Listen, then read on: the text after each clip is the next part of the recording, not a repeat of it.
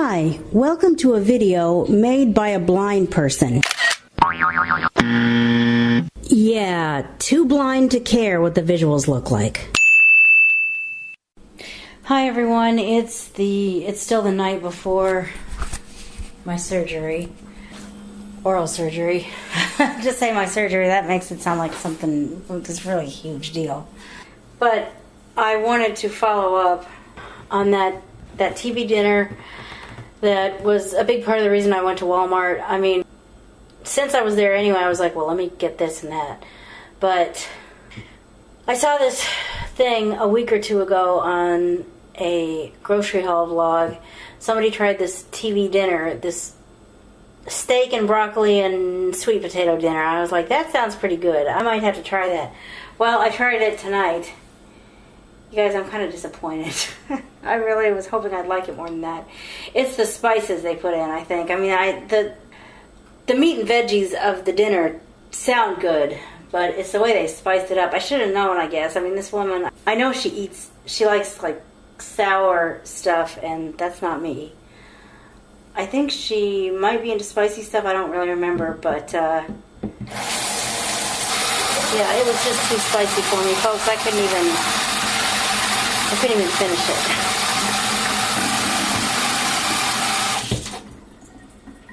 Now, if you're someone who likes spicy stuff, I would recommend the bourbon steak frozen fit menu meal from Walmart. You very well might like it, but for this milder is better girl, I just wasn't down with that. Like I said, it was really kind of disappointing. I thought I'd love it.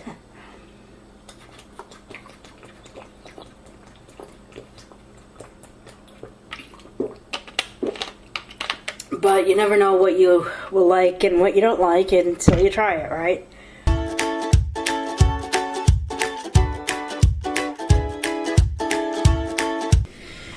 Good morning. It is the day of, early the day of. I'm probably going to go to sleep again before I go in there. That's how early it is. But I'm going to get this one medication out of the way. I'm not sure there's a time limit on what time exactly I'm supposed to take it, but I'm supposed to take it before I ingest anything else, so. Have you ever had someone suggest that you do something or not do it, but they've never actually been through what you're about to go through? I think that's what I've got going on. I had one person tell me that I would probably need this medication. I mean, not this medication, but what I'm going to be given after the surgery. And then I had somebody else who, I care about her, but I don't know how overwhelmingly close we are. Although things are a little better since never mind, this video is not about this, and I don't know how much of that detail I want to go into anyway on YouTube. But, let me take this apart.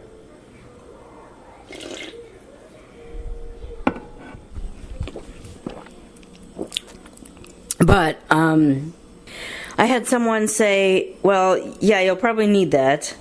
And then 5 minutes later, I had someone else say, well, actually, you probably won't. I mean, I wouldn't take it if, unless you really feel like you need it. Because, I mean, okay, I guess I can kind of understand that. But, okay, have you ever actually been through the procedure I'm about to go through? I didn't ask her that, but I mean, what she said was, I've had all kinds of dental work done, and I've never needed that. Yeah, well, okay, have you ever had my exact procedure? Because she also said, I went to these same oral surgeons, and they're good oral surgeons. I opted not to go through what you're going through, but I would recommend the oral surgeons, of course. The dentist referred me, and it was close. That's pretty much what... That's what caused me to go to these oral surgeons. And when this person that I'm talking about said she had a good experience with them, that just kind of solidified the fact that it was probably going to be a good experience. But I'm not sure what I think about her advice about whether or not to take this medication, because has she actually had what I am about to have? If I think of it when I'm out of it, or maybe I won't be out of it, I'm not sure. The only oral surgery that I've had in my life has been wisdom tooth extraction, which was completely different. I mean, that was a quadruple extraction. That was general anesthesia. That was something that... I'm not going through general on this, because when they asked, how anesthetized do you want to be, I said, if I can avoid general, I'd like to. Because during that, well, for two reasons. Number one, I think you kind of need, given how much of an altered mental status, in layman's terms, how wild and crazy and loopy and high you're going to be afterward. Because that's just what general anesthesia does to you. I mean, when I had my wisdom tooth extraction, I'll probably never know this for sure, because by the time I had the guts to ask her how she got that information, it was a long, long time later, and she didn't remember. But the person that was taking care of me during that time suddenly knew something that I never shared with her. Either I shared it with somebody else, and that somebody else went behind my freaking back and told her about it, which has happened in my lifetime, or I pulled a whistleblower thing on myself when I was too delirious from that anesthesia to know better. I didn't want that, and I didn't want to have to base my surgery on, okay, when is Auntie available to babysit me after the fact? You know, her being available to take me home afterward, I want that to be good enough. And as it turns out, I didn't find this out until yesterday. I'm not sure whether or not I'm going to end up putting that in the "'twas the day before surgery" vlog or not. I haven't edited any of that yet. I just copied it all to my kind of special blindness tailor-made laptop and cleared off my memory card to make room for today's vlog. Anyway, well, there might have been room for both, but anyway, I completely swerve off of what I was saying. The only oral surgery I have to go on is that, and dental work. This is probably more comparable to getting a root canal or getting a tooth pulled or getting fillings. Like getting a tooth just plain pulled. But root canals and fillings, I mean, according to my dentist, you know, she looks at my mouth and she's like, okay, you've had this. But it must have happened when I was a little kid. And between that and my current age, I just don't remember that stuff. Little kid or teenager. I'm not sure if it happened in the first or the second half of my childhood. But it happened long enough ago that I don't remember it. So I don't really know how I'm going to feel now, or how my slightly older, I would consider myself middle-aged? Is that what you would call it? Well, do the math. I call myself ANV87 because when I was 7, it was probably the peak of the good part of my childhood. Do the math. I'm not overwhelmingly old. I'm still young enough that you take the 2 digits of my age and transpose them and you get much more elderly than I really am. But I don't remember that stuff, and I don't know how my brain now, which I question sometimes anyway, is going to work when I'm in that condition. So I don't know if I'm going to think to ask, by the way, have you ever actually had the exact procedure that I have had? But she said, well, don't necessarily take it. I'm thinking, okay, give it a day or two of taking it, and then maybe kind of essentially PRN as needed. But, I mean, as far as I'm concerned, if the doctor prescribes it, I need to be on it. Immediately post-operatively, if a doctor prescribes something, I'm going to assume that I need to be on it. And after the first day or two, I might maybe back off a little bit and kind of reevaluate, do I really need it? Maybe. But, I mean, the point is, she's going to be taking me to get these medications. She may have to read the instructions to me. I should probably write labels for them before. These labels are bigger. Somebody from the Commission for the Blind wrote a label, kind of a label panel for our microwave, a braille label panel that has worked wonders, by the way. It's allowed us to have a microwave at my workplace that's labeled, and I'm able to use it. But she sent it on this sheet full of braille labels, and I was like, yeah, I should take the rest of those home.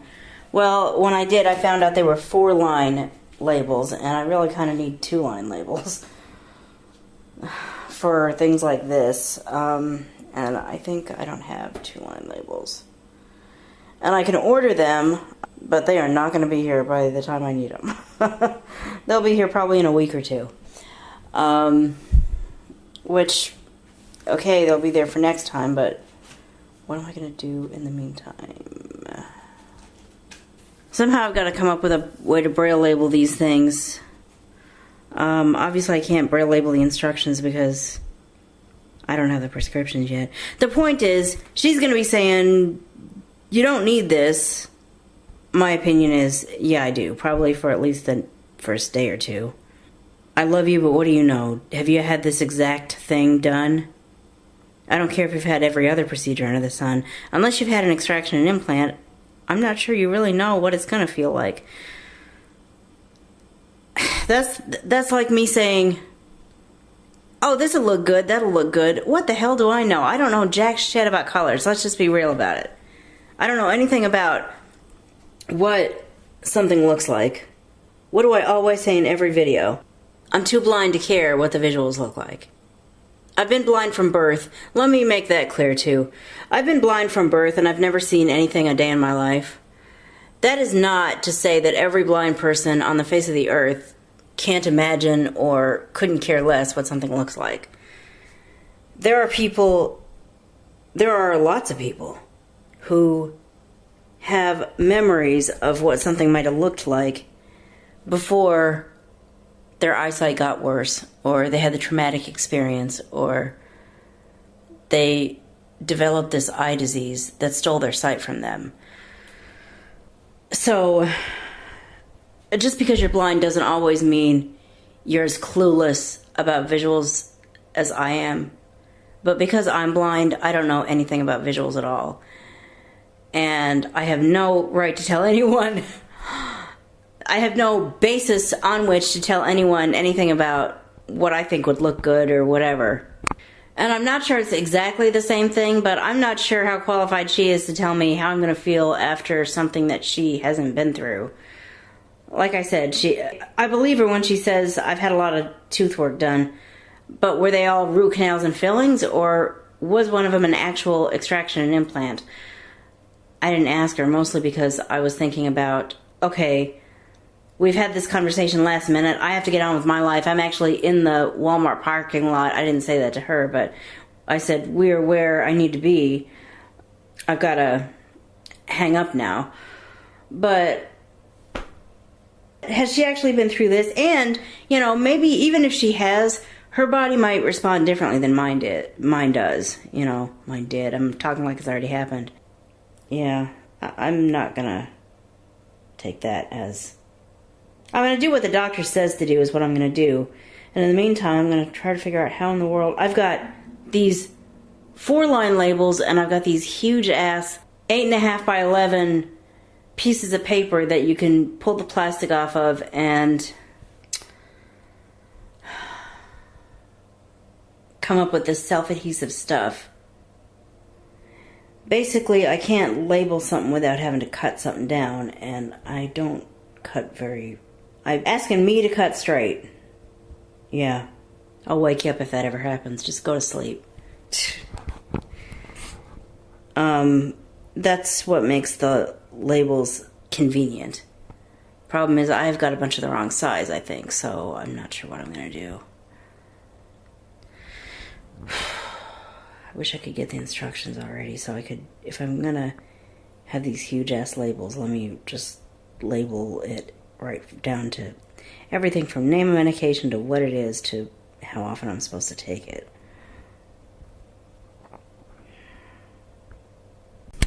Okay, good news. At the 11th hour, I found one last sheet of little labels. Not even a sheet, part of a sheet, but enough to have enough labels on it to allow me to write the 2 labels I need. I'm expecting an antibiotic medication and a pain medication. And even if that's all I write on it, that's enough to differentiate between one and the other. For right now, that's all I can write on it. And I'll have somebody, the pharmacist, my aunt, potentially, an IRA agent, somebody read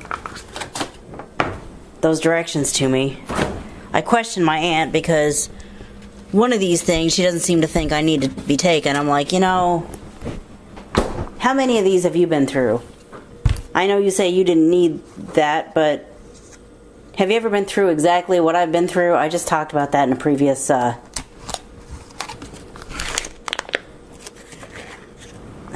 segment of this vlog. I really should have prepared this beforehand. I already talked about that. I'm not going to spend another 5 minutes talking about it now. I don't have time, if nothing else.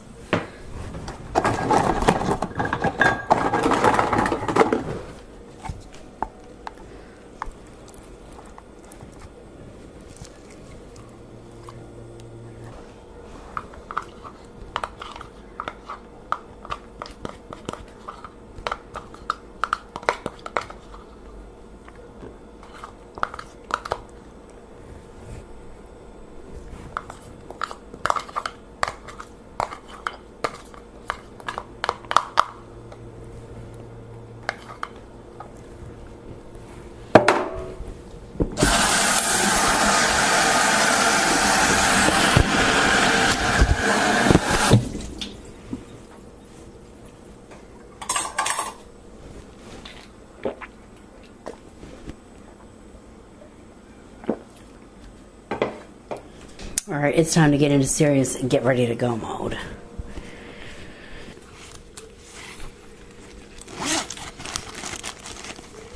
There's that. That's the most important thing right there, the paperwork. Actually, getting ready might not take that long. I'm just kind of nervous because it's already like 8 minutes after 11. Request assist. Button. Alert. Back. Cancel. Button. Requesting your ride and connecting to nearby drivers. ETA. 3 men. Away. Meet at the pickup point for home.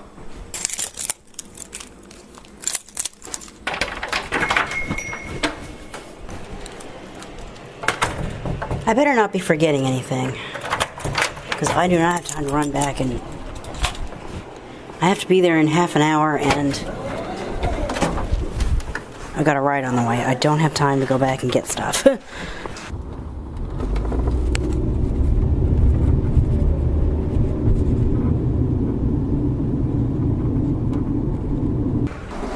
Going down. So I'm at the oral surgeon's office, about to go through what I'm going to go through, and I'll see you whenever. I'll see you whenever.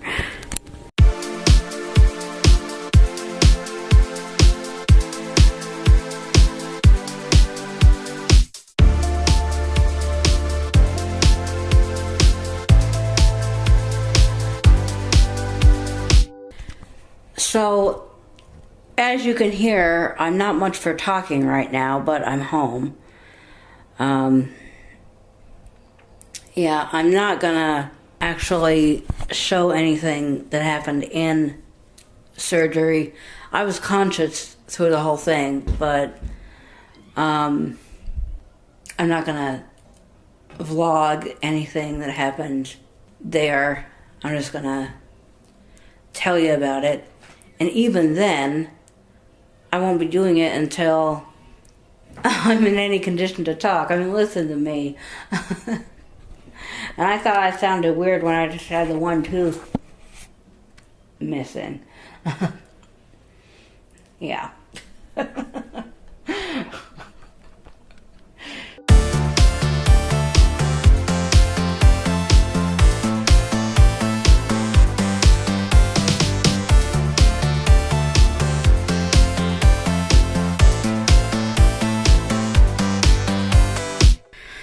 Okay, it's the next day, and as you might be able to tell, my speech is still kind of compromised. What's going on is I've got these stitches, like, right in the front of my mouth, because that's where the tooth is that got taken out and replaced as best as the oral surgeon can for right now.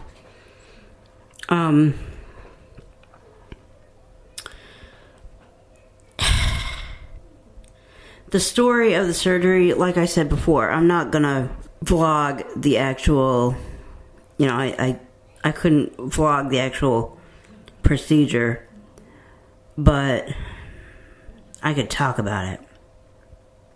But probably not right now, because I've got, like I said, I got these stitches in, and I kind of worry about them moving, because we don't want them to move. They need to stay where they are until they are ready to just evaporate, I guess. They're the kind that dissolve. And I have an appointment with the oral surgeon next Thursday, so if they have dissolved by then, maybe he can give me an idea of how much longer it might be. But until then, obviously my speech is going to be pretty compromised. I sound like I got something in my mouth, which I do. And again, you know, I don't want to move them much. They may move naturally anyway, but I don't want to move them much. And I certainly can't. Most of the time, if you hear someone talk like this, you want to say, okay, either swallow whatever you're eating or take it out of your mouth or whatever, and then maybe you can talk a little bit better. Well, I can't do that. So,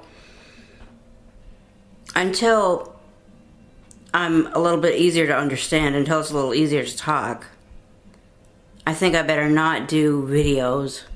I could do a story of the procedure. Like I said, I couldn't vlog it, but I could do like a story about it. But that is definitely going to be in a separate video. And until I can talk better, I don't think I should be trying to do videos. Fortunately, I have the video that I'm going to put up today, and I think at least like one or two more pre-recorded in my phone. And then I still have a few on my computer that are prepared and just need to be converted to a YouTube video by iTunes Tube. I hope I can get through Vlogust.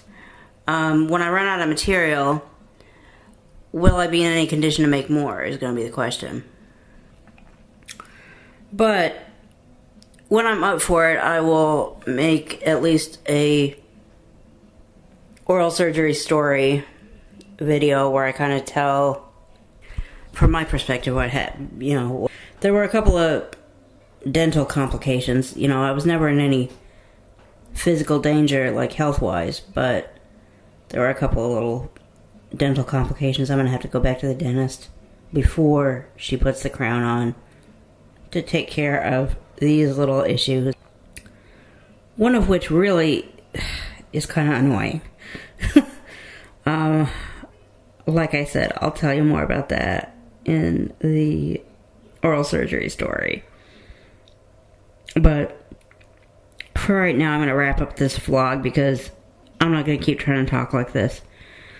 Thank you for watching. Please sign the Do Not Demonetize petition if you feel so moved. And I'll see you in the next video. Bye.